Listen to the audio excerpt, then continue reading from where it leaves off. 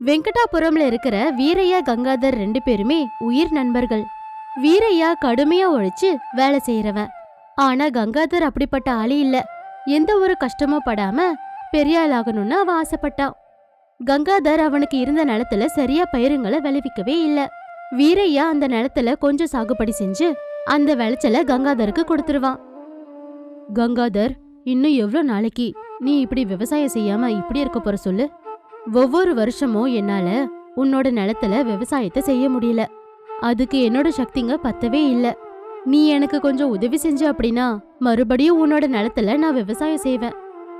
வீரையா, உன்ன மாதிரி நான் விவசாயம் செய்ய மாட்டேன். அது என்னால முடியாது. வேணும்னா நீ செய்யல அப்படின்னா அதை அப்படியே விட்டுரு. என்ன கங்காதர் இப்படி சொல்ற? அப்போ நீ சாப்பிட என்ன பண்ணுவ? இன்னும் என் வீட்ல சாப்பிடுறதுக்கு தானியம் நிறைய இருக்கு. நீ என்ன பத்தி கவலைப்படாத நண்பா அப்படின்னு சொல்லிட்டு போயிட்டான் கங்காதர். கொஞ்ச நாளைக்கு அப்புறமா வீரையா மறுபடியும் அவனோட நிலத்துல விவசாயம் செஞ்சுக்கிட்டு இருந்தான். ஒரு நாள் கங்காதர் வீரையா கிட்ட வந்தான். கங்காதர், ரொம்ப நாளைக்கு அப்புறமா வந்திருக்க. எப்படி இருக்க? எல்லாரும் நலமா? எல்லாரும் நலம் நண்பா. நான் வந்த விஷயம் என்னன்னா, இப்ப நான் சொல்றதால நம்மளோட வாழ்க்கையே மாறப்போகுது. அப்படியா? என்ன கங்காதர், நம்ம வாழ்க்கைய மாத்துற அந்த விஷயம்? நேத்து ஒரு பெரிய ஆளு என்கிட்ட வந்தாரு. அவரு நிறைய பிசினஸ் செஞ்சுக்கிட்டு இருக்காரு. அவருக்கு நம்மளோட நிலம் வேணுமா. அதுக்கு நம்ம கேக்குற பணத்தை அவர் கொடுக்கறன்னு சொல்றாரு. அந்த விஷயத்தை தான் நான் உன்கிட்ட சொல்லலான்னு வந்தேன். நீ ஒன்னும் பயப்பட வேண்டிய அவசியமே இல்ல. முதல்ல நமக்கு பணத்தை கொடுத்ததுக்கு அப்புறமா தான் நம்ம நிலத்தை கொடுப்போம் அப்படின்னு கங்காதர் ரொம்ப சந்தோஷமா சொன்னான். ஆனா வீரையா மட்டும் எதுவுமே பேசல. இத கவனிச்ச கங்காதர், இதென்ன வீரையா, நான் எவ்வளவு சொன்னாலும் நீ ஒண்ணுமே பேசாம இப்படி நினைக்கிட்டு இருக்கியே, என்னாச்சு? கங்காதர், எனக்கு இந்த நிலத்தை விக்கிறதுல விருப்பம் இல்ல. உனக்கு தெரியும்ல, இந்த நிலத்துல பயிரெல்லாம் நல்லா விளையுது அப்படின்னு. மறுபடியும் நமக்கு இப்படி ஒரு நிலம் வேணும்னா அது கிடைக்கிறது ரொம்ப கஷ்டம். நான் மட்டும் என் நிலத்தை விற்க மாட்டேன் அப்படின்னு சொன்னா வீரையா. அதுக்கு கங்காதர் ஆச்சரியப்பட்டா. என்ன இது வீரையா இப்படி பேசுற? நிஜமா நமக்கு அவ்வளோ பணம் வரும்போது நீ எதுக்கு விவசாயம்னு சொல்ற? அந்த பணத்தை வச்சு நம்ம ரொம்ப சந்தோஷமா வாழலாம். ஒரு முறை கொஞ்சம் யோசி வீரையா. இதுல யோசிக்கிறதுக்கு எதுவுமே இல்ல கங்காதர். நிலத்தை விக்கிறது அப்படின்னா என் பார்வையில தாயை விக்கிற மாதிரி. என் பேச்ச கேட்டு நீ கூட உன்னோட நிலத்தை யாருக்கும் விக்காத. வேணும்னா நான் கூட உன்னோட நிலத்துல விவசாயம் செஞ்சு உனக்கு அதுல பாதி பங்க தரேன். ஆனா நிலத்தை மட்டும் வித்துறாத. நீ என்ன பேசிக்கிட்டு இருக்க வீரையா? காலுக்கிட்ட வந்த அதிர்ஷ்டத்தை நீ எட்டி ஒதைக்கலான்னு பாக்குறியா? உனக்கு ஏதோ நல்லது செய்யலான்னு வந்து சொன்னா நீ எனக்கே கெட்டது செய்யலான்னு பாக்குறியா? நீ விக்கிறியோ விக்கலையோ, ஆனா நான் என் நிலத்தை கண்டிப்பா வித்துருவேன் அப்படின்னு கராரா சொல்லிட்டான் கங்காதர். வீரையா எவ்வளவோ நல்லது சொல்றதுக்கு பார்த்தான். ஆனா கங்காதர் கேட்கவே இல்ல. கடைசியில வீரையா கிட்ட சண்டை போட்டுட்டு அங்கிருந்து போயிட்டான் கங்காதர். வழக்கம் போல கங்காதர் பிசினஸ் மேன் கிட்ட போனான். நானு என் நண்பன் வீரையா கிட்ட எவ்வளவோ சொல்லி பார்த்தேன். ஆனா அவன் மட்டும் அவன் நிலத்தை விக்கிறதுக்கு ஒத்துக்கவே இல்ல. கைக்கு வந்த அதிர்ஷ்டத்தை அவர் தட்டி விட்டுட்டாரு. இப்போ என்ன செய்யறது சொல்லு? சரி, இப்போ நீ உன்னோட நிலத்தையாவது விக்கிறியா, இல்ல உன்னோட நண்பர் மாதிரி முடியாதுன்னு சொல்றியா? ஐயோ, நான் ஒன்னும் அவன மாதிரி அறிவில்லாதவன் இல்ல. இதோ நான் வரும்போதே நிலப்பத்திரம் கூட கொண்டு வந்துட்டேன். இத வாங்கிக்கிட்டு எனக்கு பணத்தை கொடுங்க. நீ ரொம்ப புத்திசாலிதா கங்காதர். இந்தா வாங்கிக்கோ. நீ கேட்ட பணம் இந்த பெட்டியில இருக்கு அப்படின்னு ஒரு பெட்டிய அவனுக்கு கொடுத்தான். கங்காதர் அந்த பெட்டியை திறந்து பார்த்தப்போ அதுல இருக்கிற பணத்தை பார்த்து ரொம்ப சந்தோஷப்பட்டான். அந்த பணத்தை எடுத்துட்டு போய் கங்காதர் பெரிய வீட கட்டிக்கிட்டான். ஒரு கார் கூட வாங்கிட்டான். வீரையா மட்டும் அவனோட நிலத்துல விவசாயத்தை செஞ்சுக்கிட்டு இருந்தான். கங்காதர் வேணுமனே அவனோட காரில வீரையா முன்னாடி சுத்திக்கிட்டு, என்ன வீரையா, உன்னோட கஷ்டத்தை என்னால பார்க்கவே முடியல. இன்னும் எவ்வளோ நாளைக்கு இப்படியே விவசாயம் செஞ்சுக்கிட்டு இருப்ப சொல்லு? பாவம், கார்ல ஏறு, உன்னை நான் பண்ண கிட்ட விட்டுறேன் அப்படின்னு திமிர வீரையா கிட்ட கேட்டான் கங்காதர். கங்காதரோட பேச்சில இருந்த திமிர பார்த்து சிரிச்சா வீரையா. பரவாயில்ல கங்காதர், எனக்கு புதுசா எந்த பழக்கமும் வேணாம். எனக்கு என்னோட 2 கால்களும் இருக்கு, என்னால போக முடியும். ஆனா ஒண்ணு மட்டும் ஞாபகம் வச்சுக்கோ, பெரியவங்க எப்பவும் சொல்லிக்கிட்டே இருப்பாங்க, உக்காந்து சாப்பிட்டுக்கிட்டே இருந்தா உடம்பு வீணா போயிடும் அப்படின்னு. ஜாக்கிரதையா இரு. நீ ஒன்னும் எனக்கு சொல்ல வேண்டியதில்ல, போய் உன்னோட வேலையை பாரு. ஏதோ அங்க வரைக்கும் கூட்டிட்டு போலான்னு பார்த்தா நீ எனக்கே நீதி சொல்றியா? அப்படின்னு கங்காதர் கோபமா அங்கிருந்து போயிட்டான். கங்காதர் கிட்ட இருந்த பணத்தை பார்த்து அவனுக்கு ஜால்ரா தட்டுறவங்க அதிகமாகிட்டாங்க. கங்காதர் ஐயா, நிஜமாவே நீங்க ரொம்ப புத்திசாலிங்க. அதுக்குதான் நீங்க இவ்ளோ பெரிய ஆளாகிட்டீங்க. அதுவே உங்க நண்பரை பாருங்க, கொஞ்சம் கூட அறிவே இல்ல. அதுக்குதான் இன்னமும் விவசாயம் செஞ்சுக்கிட்டு கஷ்டப்பட்டுக்கிட்டு இருக்காரு. இப்படி எல்லாரும் கங்காதர் முன்னாடி வீரையாவை திட்டிக்கிட்டு கங்காதரை புகழ்ந்துகிட்டு இருந்தாங்க. அதுக்கு கங்காதர் ரொம்ப சந்தோஷப்பட்டு அவங்க எல்லாருக்கும் எது வேணுமோ அதெல்லாம் கொடுத்து அவனோட பெருமைய பேச சொன்னான். கொஞ்சம் கொஞ்சமா கங்காதர் கிட்ட இருந்த பணம் மொத்தமா குறைஞ்சுக்கிட்டே இருந்துச்சு. வீரையாவுக்கு விளைச்சல் கைக்கு வந்துச்சு. கொஞ்சம் விளைச்சல வித்துட்டு மிச்ச விளைச்சல சேர்த்து வச்சான். வீரையா கிட்ட அதிக அளவுல பணம் இல்லைனாலும் சாப்பிடுறதுக்கு மட்டும் வீரையாவுக்கு எந்த குறையும் இல்ல. கங்காதர் பெரிய ஆள் ஆகணும்னு அவன் கிட்ட இருந்த பணத்தை வீணா செலவு செஞ்சுக்கிட்டு காரு வீடு இருந்த எல்லாத்தையுமே இழந்துட்டான். கடைசியில சாப்பிடுறதுக்கு கூட கங்காதர் கையில ஒரு பைசா கூட இல்ல. கங்காதர் வீரையா கிட்ட முகத்தை காட்டாம தெரிஞ்சுக்கிட்டு இருந்தான். வீரையாவுக்கு விளைச்சல் நல்லா வந்ததுனால சந்தோஷத்துல அவன் அன்னதானம் செஞ்சான். கங்காதர் நடு ரோட்டுக்கு வந்துட்டான். சாப்பிடுறதுக்கு சோறு கூட கிடைக்காம அங்கேயும் இங்கேயும் திரிஞ்சான். ஒரு நிமிஷம் அவனோட பசிய போக்குறதுக்காக அவன் பிச்சை எடுக்கலாமான்னு கூட யோசிச்சான். அப்பதான் கங்காதர் வீரையா செய்யற அந்த அன்னதானத்தை பார்த்து அங்க போய் அவன் சாப்பிட்டான்.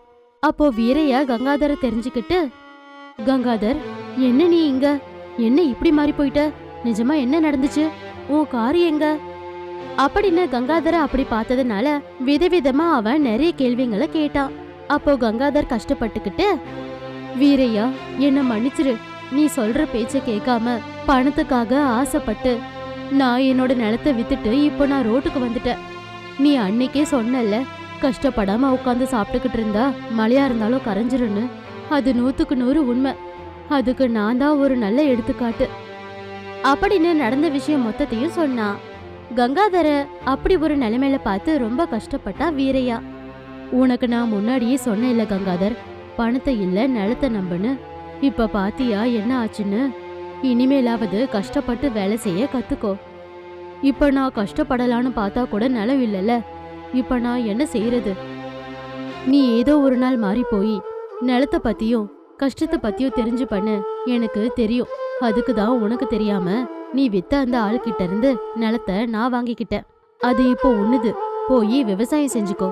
நீ எந்த வியாபாரம் செஞ்சாலும் எவ்வளோ பணம் உன்கிட்ட இருந்தாலும் அது கடைசி வரைக்கும் உன்கிட்ட இருக்குமோ இருக்காதோன்னு தெரியாது. ஆனா நீ நம்புற உன்னோட நிலம் மட்டும் எப்பவும் உன் கூடவே இருக்கும். அதை எப்பவும் இழந்துராத அப்படின்னு சொன்னா வீரையா. அன்னையில இருந்து கங்காதர் அவனோட நிலத்தை நம்பிக்கிட்டு விவசாயம் செய்ய ஆரம்பிச்சான். ஒரு ஊர்ல சிவா அப்படிங்கிற பெரிய பிசினஸ் மேன் இருந்தான்.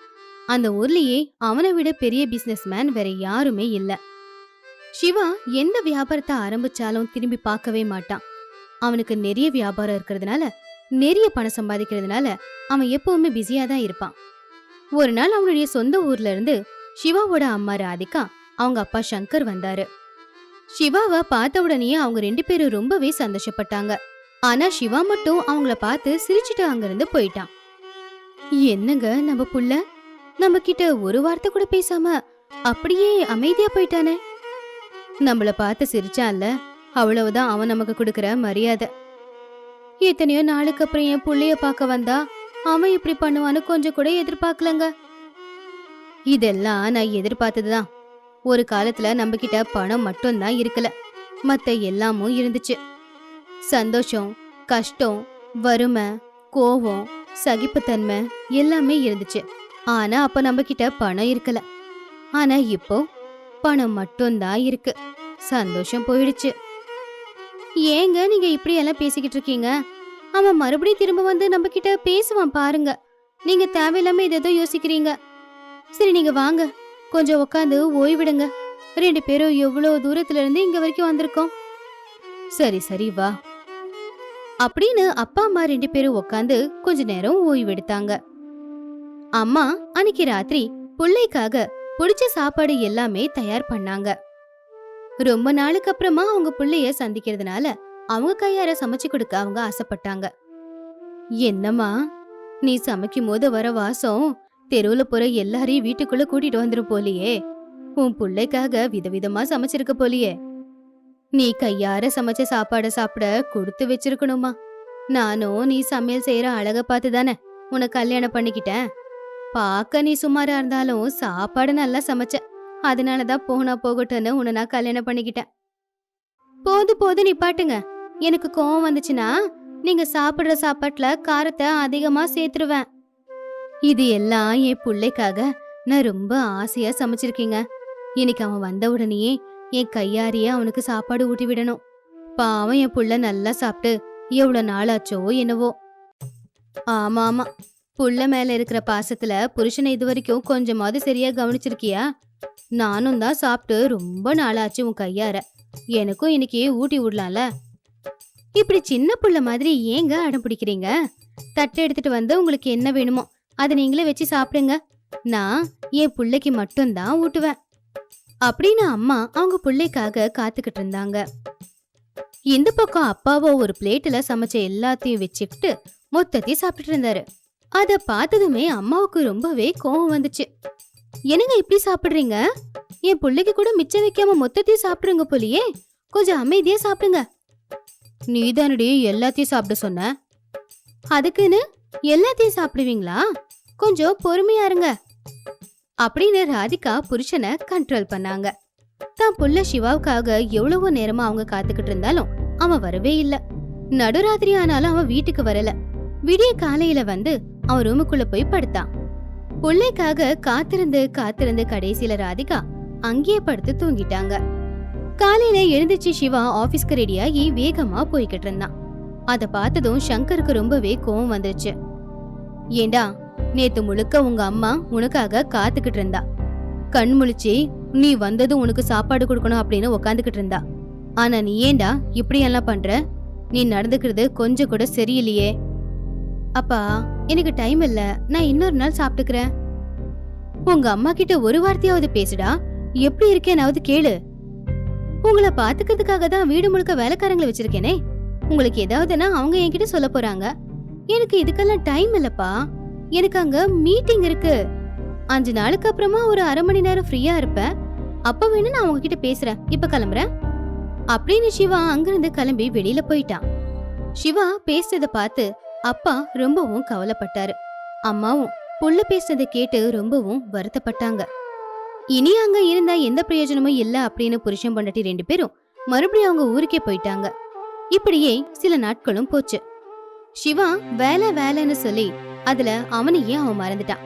அதுக்குள்ள பண்டிகை நாளும் வந்துருச்சு. எல்லாரும் பண்டிகையை எல்லாரும் கூட சேர்ந்து கொண்டாடிக்கிட்டு இருந்தாங்க. ஆனா சிவா மட்டும் வீட்டுல தனியா தான் இருந்தான். அப்பதான் வீட்டுக்கு ஒரு பிச்சைக்காரன் வந்தான். அம்மா, பிச்சை ஏதாவது இருந்தா போடுங்கம்மா. இந்த பணத்தை வச்சுக்கோ. இந்த பணத்தை வச்சு நான் என்னங்கய்யா பண்ண போறேன்? கொஞ்சம் சாப்பாடு இருந்தா கொடுங்கய்யா. பணத்தை வச்சு என்ன பண்றதுன்னு கேக்குறியே, உனக்கு என்ன பைத்தியமா? பணம் தான் எல்லாமே. இந்த உலகமே பணத்துக்காக தான் சுத்திக்கிட்டு இருக்கு. பணத்தை வச்சு என்ன வேணும்னாலும் செய்யலாம். இப்ப நீ கேக்குறியே அந்த சாப்பாடு, அதுவும் இந்த பணம் இருந்தாதான் யாரா இருந்தாலும் கொடுப்பாங்க. வாயை முடிக்கிட்டு இந்த பணத்தை வாங்கிட்டு போ.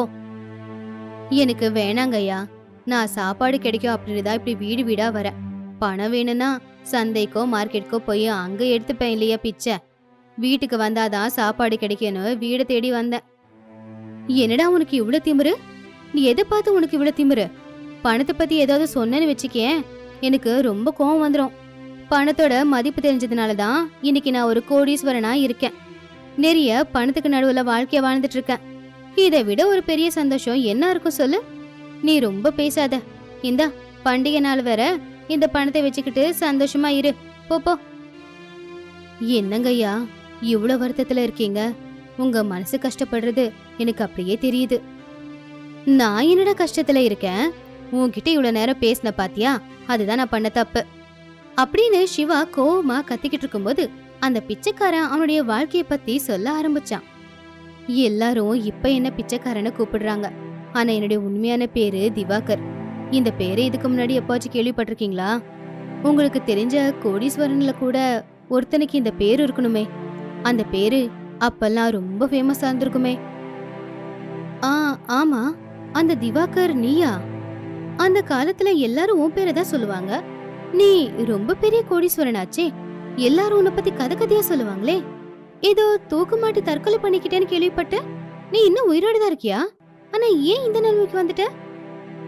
எல்லாரும் அந்த பணத்துக்காக தான் போராடுறாங்க. ஆனா எல்லா பணமும் இருக்கிற கோடீஸ்வரனுங்களுக்கு எந்த கஷ்டமும் இருக்காது அப்படின்னு தான் எல்லாரும் நினைப்பாங்க. ஆனா அது உண்மை இல்ல.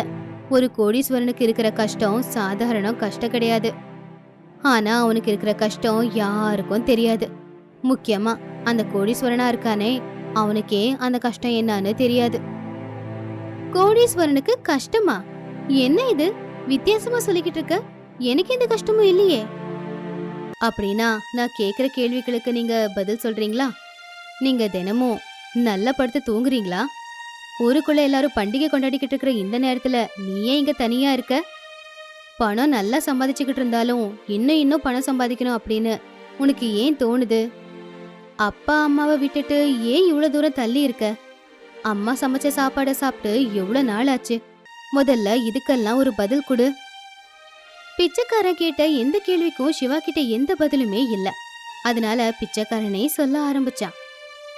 கோடீஸ்வரனுக்கு பணம் சம்பாதிக்கிறது மட்டும்தான் ஒரு பெரிய கஷ்டம்.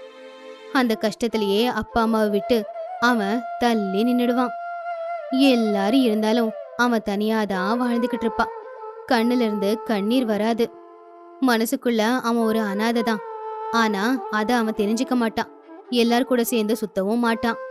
ஓடிக்கிட்டே இருக்கிற சந்தோஷத்தை எல்லாத்தையுமே மொத்தமா அவன் எழுந்துகிட்டு இருப்பான். ஆனா நான் வாழ்ற வாழ்க்கை தான் ரொம்ப பெருசுன்னு நினைப்பான். நானும் அப்படிதான் நினைச்சேன். பணம் நிறைய சம்பாதிச்சேன். ஆனா 4 மனுஷங்களையும் அவங்களுடைய நல்ல மனசை என்னால ஜெயிக்க முடியல. எனக்குன்னு இருந்தவங்க எல்லாரையுமே தள்ளி வச்சுட்டேன். இப்போ அனாதையா மாதிரி இதோ பிச்சை எடுத்துக்கிட்டு இருக்கேன் அப்படின்னு சொல்லி அந்த பிச்சைக்காரன் அழ ஆரம்பிச்சிட்டான். அந்த நேரத்துல சிவா கண்ணுல இருந்தும் கண்ணீர் வந்துச்சு. அவன் ரொம்பவே யோசிச்சான். அவன் செஞ்ச தப்பு என்ன அப்படிங்கறத அவன் புரிஞ்சுக்கிட்டான். அவன் வாழ்க்கையில பட்ட கஷ்டம் எல்லாம் கண்ணு முன்னாடி வந்துச்சு. உடனே அவன் அங்கிருந்து அவன் ஊருக்கு கிளம்பினான். அவங்க அப்பா அம்மா 2 பேரையும் போய் பார்த்து அவங்க கால்ல விழுந்து 2 பேருக்கிட்டையும் மன்னிப்பு கேட்டான். என்ன மன்னிச்சிடுமா அப்பா, என்ன மன்னிச்சிடு. நான் பண்ண தப்பு இப்ப எனக்கு தெரியுது. இனிமே இப்படி பண்ண மாட்டேன் அப்படின்னு அவன் அழ ஆரம்பிச்சதுமே ராதிகா சங்கர் 2 பேரும் அவங்க புள்ளைய கட்டி பிடிச்சாங்க. கவலைப்படாதப்பா, கவலைப்படாத. உனக்கு எந்த கஷ்டமும் வேணாப்பா. இப்படி உன்னை நீயே கஷ்டப்படுத்தி பணம் சம்பாதிக்க வேண்டிய அவசியம் எதுவுமே இல்லடா. எங்க கூட இப்படி கொஞ்ச நேரம் உட்காந்து பேசு, அதுவே போதும். அதுதான் எல்லாருக்குமே சந்தோஷம். இப்பவாவது உங்க அம்மா கையார சமைச்ச சாப்பாடை சாப்பிட்டுக்கிட்டு சந்தோஷமா இங்கே இருடா. கோடீஸ்வரனா பணம் சம்பாதிக்க மட்டும் ஓடாம எங்க கூடவே இருந்து எங்களுக்கு துணையா இருடா. எங்களுக்கு அதுவே போதும். வா, முதல்ல உங்க அம்மா சமைச்ச சாப்பாடை சாப்பிட்டு, இதுக்கப்புறமா அந்த சாப்பாடும் கிடைக்காது. என்னப்பா, ஏன் இப்படியெல்லாம் சொல்றீங்க? உனக்கு கல்யாணம் ஆயிடுச்சுன்னா உங்க அம்மா சமைச்சு கொடுத்ததை எப்படிடா சாப்பிடுவ? உன் பொண்டாட்டி சமைச்சதை தானே சாப்பிட முடியும் அப்படின்னு அப்பா சொன்னதை கேட்டு அம்மா புள்ள 2 பேரும் சிரிச்சாங்க. அன்னையில இருந்து சிவா கோடீஸ்வரனா இல்லாம அவன் குடும்பத்தோட சேர்ந்து சந்தோஷமான வாழ்க்கை வாழ்ந்துட்டு இருந்தான்.